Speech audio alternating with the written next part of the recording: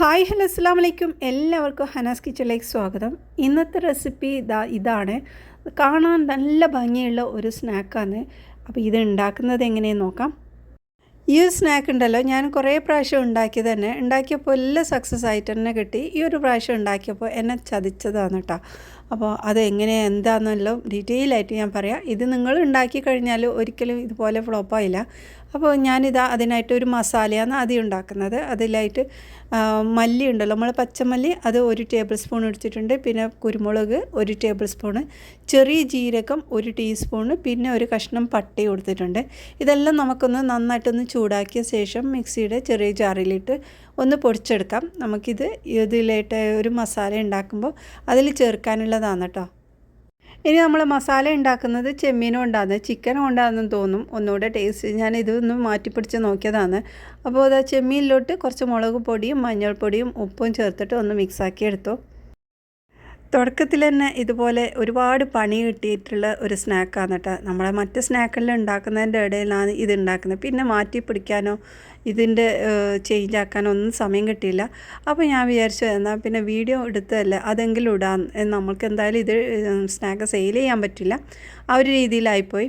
അപ്പോൾ ഇത് നന്നായിട്ടൊന്ന് പൊരിച്ചെടുക്കാം കേട്ടോ. നന്നായി ഇതുപോലെ ഒന്ന് പൊരിച്ചെടുക്കണം. ഉള്ളതുപോലെ കാണിക്കണം, അതാണ് കേട്ടോ എൻ്റെ പോളിസി. എനിക്ക് ചില കമൻറ്റ് വന്നിട്ടുണ്ടായിരുന്നു, ഉടായ്പാണ് ഇത്. അങ്ങനെ ഉടായ്പ് കാണിച്ചിട്ടൊന്നും ഞാൻ ഇതുവരെ ഒന്നും ഷെയർ ചെയ്തിട്ടില്ല കേട്ടോ. അപ്പോൾ ഞാൻ സെയിൽ ചെയ്യുന്ന അതേ റെസിപ്പിയാണ് നിങ്ങൾക്ക് കാണിക്കുന്നത്. ചിലത് ഒന്ന് ട്രയൽ ചെയ്തിട്ട് ഞാൻ അങ്ങനെ പറഞ്ഞിട്ടുണ്ടാന്ന്, ജസ്റ്റ് ഒന്ന് നോക്കിയതാണ് ഇതൊന്ന് വിൽക്കാൻ പറ്റുന്നുണ്ടോ എന്നുള്ളത്. അങ്ങനെയും ചെയ്തിട്ടുണ്ട് കേട്ടോ.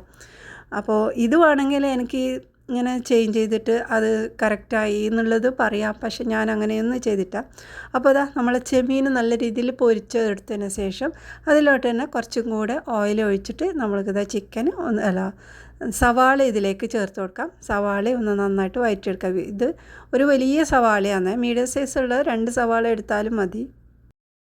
ഇനി സവാള ഒന്ന് വഴറ്റിയെടുക്കുക. സവാളേൻ്റെ വെള്ളമെല്ലാം വറ്റി അതൊന്ന് വാടി കിട്ടിയാൽ തന്നെ മതി കേട്ടോ. ഇനി നമ്മൾ ഇതിലോട്ട് ചേർക്കുന്നത് വെളുത്തുള്ളി ഇഞ്ചി പേസ്റ്റാണ്. അത് 1 ടേബിൾ സ്പൂൺ ചേർത്തിട്ടുണ്ട്. പിന്നെ പച്ചമുളക് ചേർക്കാം. നോർമൽ എരിവുള്ള പച്ചമുളക് ഒരു 6 എടുത്തിട്ടുണ്ട്. അതിട്ട് ഇതുപോലെ മിക്സാക്കി എടുക്കാം. ഇനി നമ്മൾ ചെമ്മീൻ ഒന്ന് പൊടിച്ചെടുക്കണം കേട്ടോ. ഇതുപോലെ പൊടിച്ചെടുത്തതിന് ശേഷം ഇതിലേക്ക് ചേർത്ത് കൊടുക്കാം. നമ്മൾ ഓരോ സ്നാക്കിലും ഓരോ ടൈപ്പുള്ള മസാലയാണ് കേട്ടോ ഇടുന്നത്. അതുകൊണ്ട് തന്നെ മസാലേൻ്റെ കാര്യത്തിൽ ഞാൻ ഇങ്ങനെ ചേഞ്ചസ് വരുത്തിക്കൊണ്ടുണ്ടാവും. അപ്പോൾ എല്ലാ മസാലയും നിങ്ങൾക്ക് ഇഷ്ടമായിട്ടുണ്ടെങ്കിലും ഒന്ന് കമൻറ്റ് ചെയ്യണം കേട്ടോ. ഈ ഒരു മസാലയൊക്കെ എങ്ങനെയാണ് നിങ്ങൾ നോക്കിയിട്ട് ഇഷ്ടമായിട്ടുണ്ടെങ്കിൽ അതൊന്ന് കമൻറ്റ് ചെയ്യണേ. പിന്നെ ഞാനിതിലേക്ക് ഉപ്പ് ചേർത്ത് കൊടുത്ത്. നമ്മൾ ചെമ്മീനിൽ ഉപ്പ് ചേർത്തതുകൊണ്ട് ഓവറായിട്ട് ഉപ്പ് ചേർക്കണ്ട. നമ്മൾ സവാളയിൽ ഉപ്പ് ചേർത്തിട്ടില്ലായിരുന്നു, അതുകൊണ്ട് കുറച്ച് ഉപ്പ് ചേർത്തിട്ട് ഒന്ന് മിക്സാക്കി എടുത്തതാണ് കേട്ടോ. ഇനി നമ്മൾ പൊടിച്ച് വെച്ച മസാലയിൽ നിന്ന് 1 ടീസ്പൂൺ ചേർത്തിട്ടുണ്ട്. എന്നിട്ട് നന്നായിട്ട് മിക്സാക്കി എടുക്കാം. ഈ മസാലയിൽ ഇനി നമ്മൾ തേങ്ങയാണ് കേട്ടോ ചേർക്കുന്നത്. ഒരു 1/4 കപ്പോളം തേങ്ങ എടുത്തിട്ടുണ്ട്. ഫ്രോസൺ ആയിട്ടുള്ള തേങ്ങയാണ് കേട്ടോ ഞാൻ എടുക്കുന്നത്. അതുകൊണ്ട് ഒന്ന് നന്നായിട്ടൊന്ന് മിക്സാക്കി എടുക്കാം. അപ്പോൾ ഇതുപോലെ മിക്സാക്കി എടുത്തതിന് ശേഷം നമ്മൾക്കിതിലോട്ട് കുറച്ച് മല്ലിയിലയാണ് ചേർക്കുന്നത്. കറിവേപ്പിലയോ മല്ലിയിലയോ ചേർത്ത് കൊടുക്കാം കേട്ടോ. ഇവിടെ ഞാൻ മല്ലിയില ചേർത്തിട്ടുണ്ട്. എന്നിട്ട് ഇത് നന്നായി മിക്സാക്കി മാറ്റി വെക്കാം. ഇനി നമുക്ക് ഇതിനായിട്ട് ഒരു മാവാണ് വേണ്ടത്. അപ്പോൾ ഞാനിവിടെ കുറച്ച് ഉരുളക്കിഴങ്ങാണ് എടുത്തിട്ടുള്ളത്. ഉപ്പിട്ട് വേവിച്ചെടുത്ത ഉരുളക്കിഴങ്ങാണ് കേട്ടോ. അപ്പോൾ ഇതിന് തൊലിയെല്ലാം കളഞ്ഞ് നമുക്ക് നന്നായിട്ടൊന്ന് ഉടച്ചെടുക്കണം. കട്ടിയൊന്നുമില്ലാതെ നന്നായിട്ട് ഉടച്ചെടുക്കണം, അതാണ് ഇതിലേക്ക് വേണ്ടത്. അപ്പോൾ ഇതുപോലെ ഉടച്ചെടുത്തതിന് ശേഷം കൈ കൊണ്ട് ഒന്നും കൂടെ മിക്സാക്കിയിട്ട് നന്നായിട്ട് ഉടച്ചെടുക്കുന്നുണ്ട് കേട്ടോ. അപ്പോൾ ഈ ഒരു ഉരുളക്കിഴങ്ങാന്ന് തോന്നുന്നു എന്നെ പറ്റിച്ചത്. ഈ ഒരു ഉരുളക്കിഴങ്ങ് ഇങ്ങനെ തൊടുന്ന സമയത്ത് പൊടിഞ്ഞ് വരുന്ന പോലത്തെ ഒരു ഉരുളക്കിഴങ്ങാണ്. എനിക്ക് ഇപ്രാവശ്യമായിട്ട് ഇതുപോലത്തെ ഉരുളക്കിഴങ്ങാണ് കിട്ടുന്നത്. അതുകൊണ്ട് തന്നെ എനിക്ക് കഴിക്കുമ്പോൾ ടേസ്റ്റ് ഉണ്ടാകുന്നു, പക്ഷേ ഇതുപോലത്തെ സ്നാക്ക് ഉണ്ടാക്കുമ്പോൾ അത് പൊടിഞ്ഞ് വെക്കുന്ന പോലെയാണ് തോന്നിയത്. പക്ഷേ ഇതുപോലെ ഇത്രയും വലിയ ചതി കിട്ടും എന്നുള്ളത് വിചാരിച്ചില്ല കേട്ടോ. അപ്പോൾ ഇതിലേക്ക് ഞാൻ കുറച്ച് പൊടിയാണ് ചേർത്തത്. അത് ഞാൻ അരിപ്പൊടിയാണ് കേട്ടോ ചേർത്തത്. ഇനി മൈദപ്പൊടി ആയാലും ചേർക്കാം നമുക്ക്.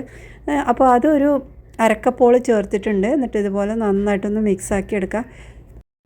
ഇനി ഇതിലോട്ട് കുറച്ച് കുരുമുളക് പൊടിയാണ് ചേർക്കുന്നത്. 1 ടീസ്പൂൺ കുരുമുളക് പൊടി ചേർത്തിട്ടുണ്ട്. ഇനി നമ്മൾ കുറച്ച് ഓയിലും കൂടി ചേർക്കണം. 2 ടേബിൾ സ്പൂണോളം ഓയിലും ഇട്ട് നന്നായിട്ടൊന്ന് കുഴച്ചെടുക്കണം.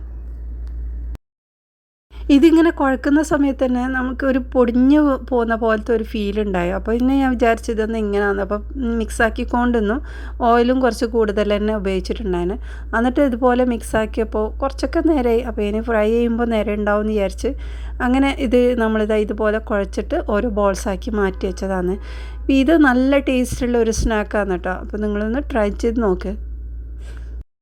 അപ്പോൾ ഇതാ നന്നായി കുഴച്ചെടുത്തിട്ടുണ്ട്. ഇനി നമുക്ക് ഇതിൽ നിന്ന് ഓരോ ബോൾസ് ആക്കി എടുക്കാം. ഇനി ഇതിൻ്റെ നടുവിലായിട്ട് നമ്മൾ ഈ ഒരു മസാല വെക്കുക. നമ്മൾ ഉണ്ടാക്കി വെച്ച ആ ഒരു മസാല ഇതിൻ്റെ നടുവിൽ വെച്ച് കൊടുക്കാം. എന്നിട്ട് ഇതൊന്ന് ഒരു ഷേപ്പ് ആക്കി എടുക്കാം. അപ്പോൾ ഇപ്പോൾ നമ്മൾ ഒരു ബോൾ പോലെ റൗണ്ട് ഷേപ്പ് ആക്കി എടുക്കുന്നതാണ് കേട്ടോ. പിന്നെ നമ്മൾ ആ ഒരു നല്ലൊരു ഫിനിഷിങ് ലാസ്റ്റാണ് ചെയ്തെടുക്കുന്നത്. അപ്പോൾ ഇതുപോലെ എല്ലാ ബോൾസും ഇതുപോലെ റെഡിയാക്കി എടുക്കാം. അപ്പോൾ ഇത് മസാലയൊക്കെ ഫില്ല് ചെയ്ത് റെഡിയാക്കി വെച്ചിട്ടുണ്ട്. ഇനി നമ്മൾ നല്ല ഷേപ്പ് വരാൻ വേണ്ടിയിട്ട് ഇതുപോലുള്ള ഒരു തട്ടാണ് എടുത്തത്. ഇഡ്ഡലി തട്ടാണ് കേട്ടത്.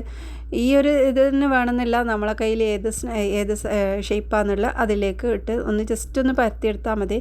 നല്ലൊരു മോൾഡ് ഉണ്ടെങ്കിൽ നമുക്ക് ഏത് ഷേപ്പ് ആക്കിയെടുക്കാൻ പറ്റുന്ന ഒരു നല്ലൊരു സാധനമാണ്. ഇത് സ്റ്റിക്കായിട്ട് വരില്ല. നമ്മളിങ്ങനെ ചെയ്യുമ്പോൾ അത് അവിടെ ഒട്ടിപ്പിടിക്കില്ല കേട്ടോ.